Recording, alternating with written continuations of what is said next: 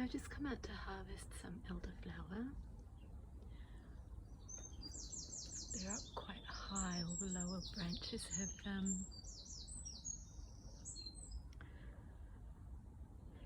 finished their flowering, as you can see. I'm just going to ask the tree permission. Yeah, so it's going to let me have these ones up here. I'm going to take, I think, about 3. So I've picked a few elderflower. Just put it in this jar here for now. Just tuning into the elderflower. So I'm feeling an opening through the upper chest, the sternum, the thymus, the throat, the jaw, and the crown opening. Put my shoes off.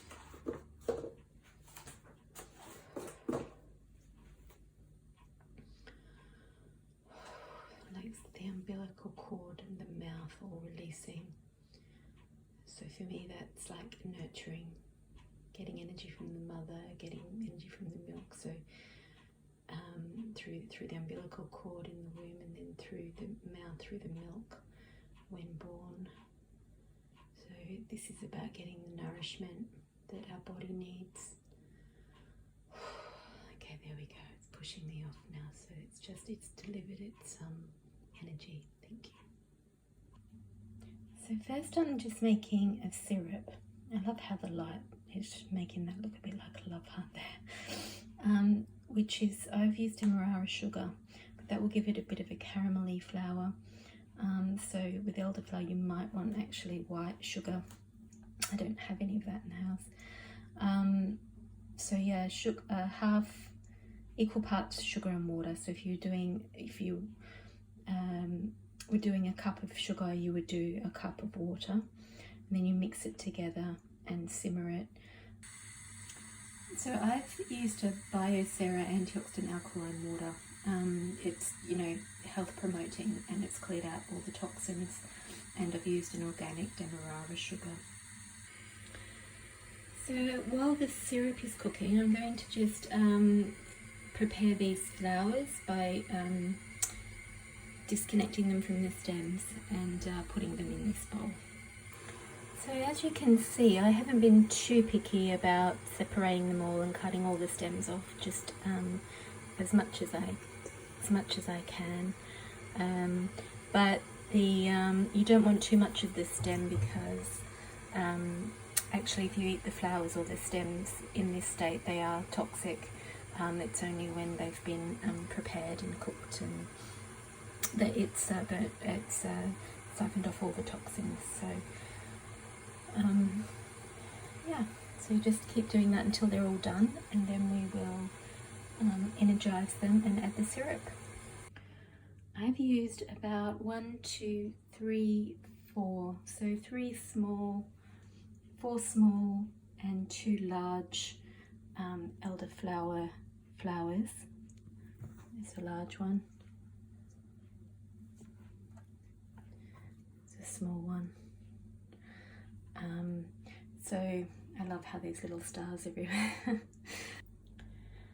It's best not to wash these before you make the recipe, because it can take off some of the flavour and the goodness. I'm very conscious that whenever we're making anything energized and anything that's going to be used as a healing or channeled food or product, or something that we're going to have in our environment to energize the environment, or that we're going to put in or on our body, as in food or as in cosmetics such as face creams and things like that, we are conscious every step of the way of our intention, and we're holding a healing space. So even from the point where we're picking the flowers, or receiving them through the mailbox if you've if you've ordered them online, or selecting them from the shop. We're doing it intuitively. We're doing it grounded into the earth with our heart open and our intuitive senses open, and we're holding a space of love and an intention of healing. And in that way, we are going to be selecting the right flowers, and we're selecting them with love, and we're connecting to them with love. Any of the ingredients, we're connecting to them with love. When we're cutting them from the bush, we're doing it with love and with communion and co-creation with the bush. And as I'm saying that, I'm aware that I'm also energizing these elderflowers and this eventual elderflower syrup, which will go into all sorts of other ingredients, such as desserts and fizzy drinks and ice creams and smoothies. So we're going to, so I'm energizing that actually with the intention of everything you do being from a healing space. So as I'm speaking of that, I'm holding that vibration, the vibration of being in your heart space, being grounded, and doing everything consciously with love and with a positive intention. And you're holding the intention in your heart. So in this case, we're holding the intention of co-creating this beautiful elderflower syrup that's going to be used to heal and bless the house and our physical bodies and our senses. And when we're cutting the petals, we're doing it with gentleness and love, aware that this is a conscious being that we're creating this with in terms of the plant. And so here we go, so you're receiving those codes actually as I'm holding that space. You're receiving that through my voice and through connecting with me whilst I'm holding this space. So I've separated the flowers out from the stems now. So you can see I've just cut them off the tops there. And the syrup is simmering, and as soon as it's ready, while it's warm, we're going to just pour it over the flowers, and then we're going to leave it for 48 hours to steep. So I've just cooked that until the sugar has dissolved, and it's nice and hot, and we're just going to pour that over the elderflower now, and we're going to leave it for 48 hours. So I've just covered the syrup with the flowers. We are going to leave that to sit for 48 hours. We're going to stir it occasionally every day. We're going to put a lid on it as well. I'm just going to do the activation. So this is a channeled activation. So other than it being about holding that healing vibration, the conscious awareness, the open heart, of love for all beings and all things in unity consciousness, I'm going to channel in what else we're going to add to this.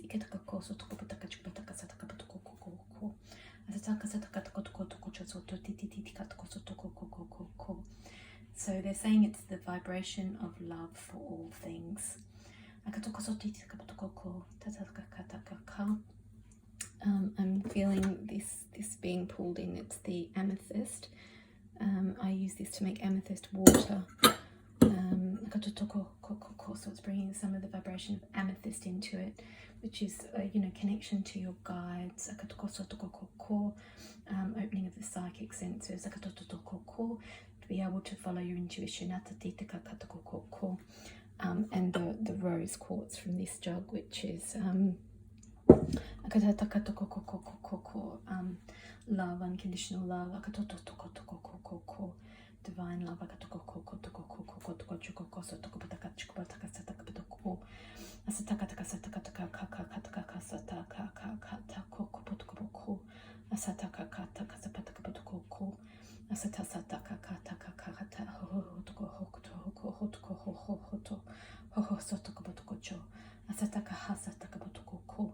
Asatasaka hatako koso toko toko toko. Asatasaka taka hatako kokoto. Atataka kaka ata no no no no kotoko. Ananana kotoko toko ko. Ananana kataka taka sataka taka kaka. Okay. With that, I'm feeling a real release through the diaphragm area and the bones and the structures around the heart, and the jaw and the throat. So all of the viscera and the bones and the muscles all being relaxed and released from the holding and dropping into allowing. Crown is open. Crown energy is moving all the way down the spine. Clearing that diaphragm and that tension held there in the stomach. Where you hold your stomach tight or your jaw tight.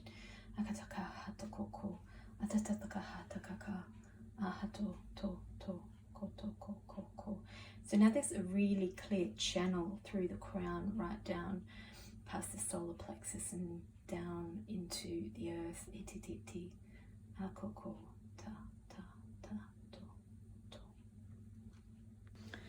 Okay, so the lid's just going on.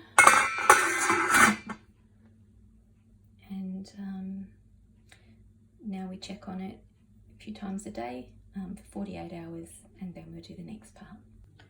So you can see after 48 hours that's all very, very soaked up in the elderflower and the sugar mix. It's made of a very elderflowery syrup. It does have a bit of a, if I smell it, I can smell a bit like caramelly. It's kind of like a woody kind of aroma.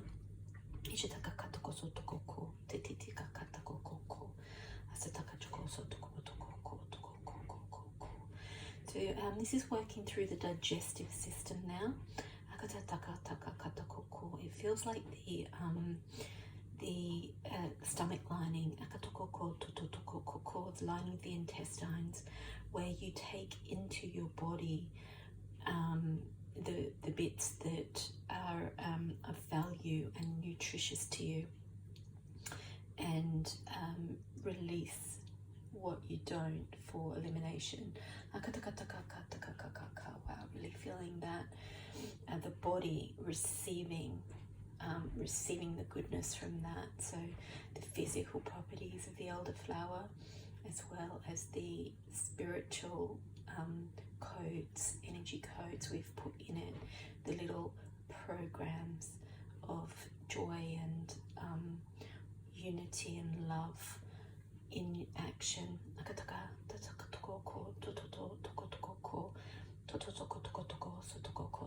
Really feel it through the throat and the heart, which is obviously expression of heartfelt love.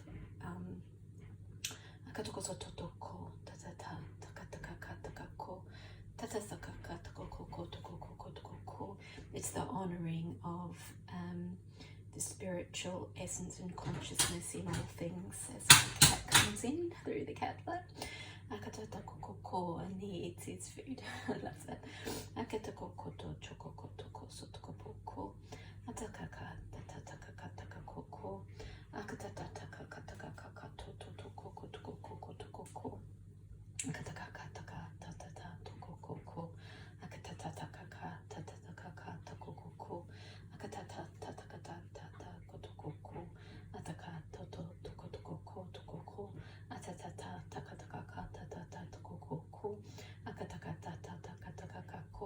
I can feel this also working through the reproductive system and all the fluids in the body, the membranes, the skin.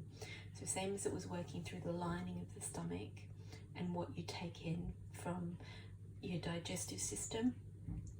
It's also working through the lining of the reproductive system and what you take in through what that skin makes contact with. The internal cavities.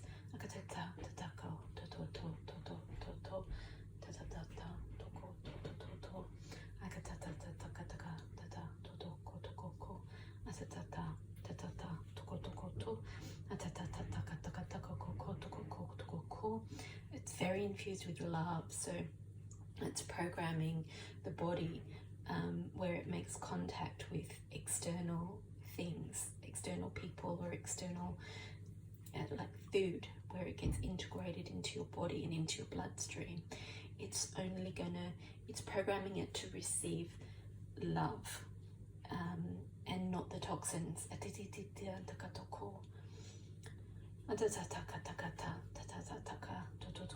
So it's like acting as a filter,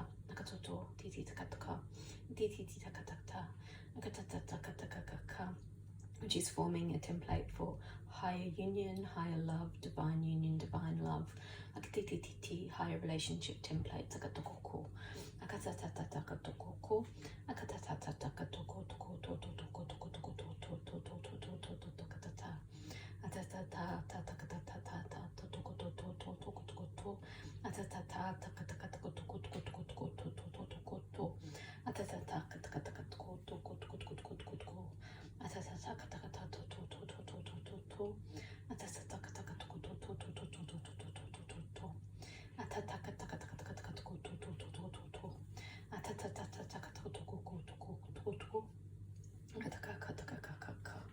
I'm feeling an Atlantean connection, or a connection to Lemuria, and like gills. I'm feeling kind of gills on the neck.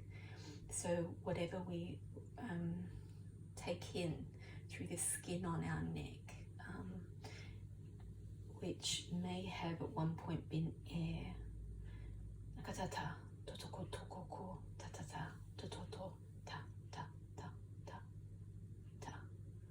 Okay, there's an expansion now. There's a really big expansion through your energy field. As the light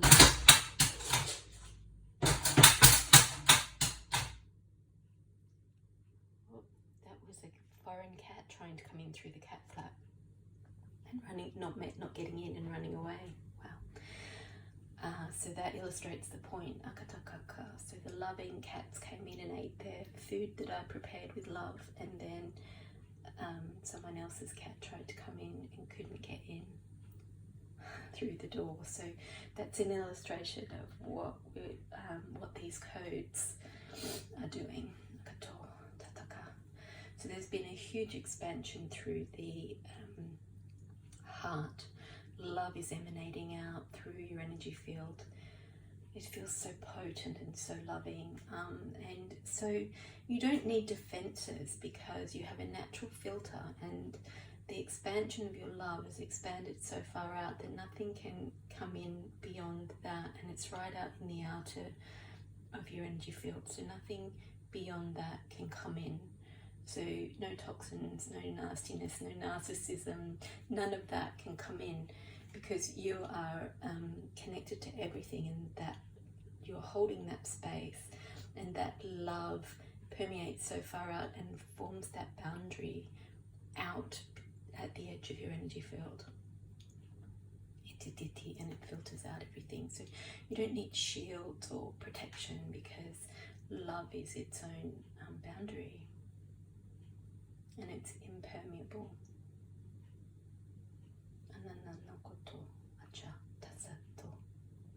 I hope you can all feel that. It's very, very tangible for me. Crown is really active, and it's this energy, and these codes are really grounded into the earth. And consuming this syrup in however you want to create with it, whatever you want to create with it, however you want to digest it, is going to be, you're going to consciously be aware and holding that intention as you have it, but also it's in there, and it's programmed to integrate into your body, and once it is fully integrated, you may not notice it as much. It may not be as tangible, because it's matching and it's familiar. You feel things when they're not what's already in your field and in your system. So listen as many times as you need to, and be aware that anything that is not those codes that we've brought in, so toxins, toxic people, anything that's not that loving connectedness, that's honouring of all of life and all of consciousness. It's going to come up for you to be seen, but these codes will be transmuting them. So just trust that. Allow it to come up with love, allow it to move out. Right, so I'm going to now put this into a jar. We're going to filter the elderflowers out of the syrup.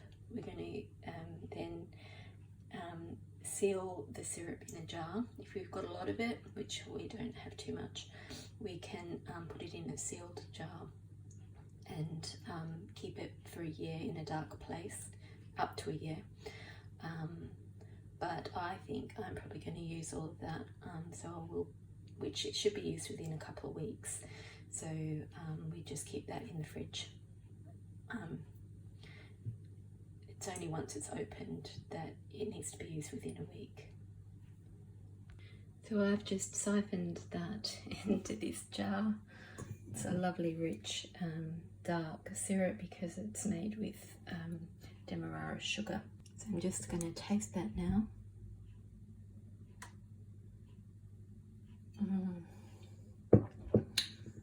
It's delicious.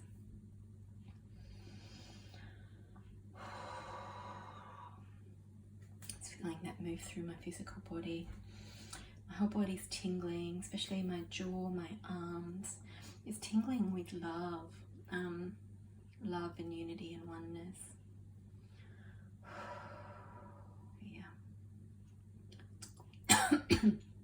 It's gone all the way to my feet, down into the earth.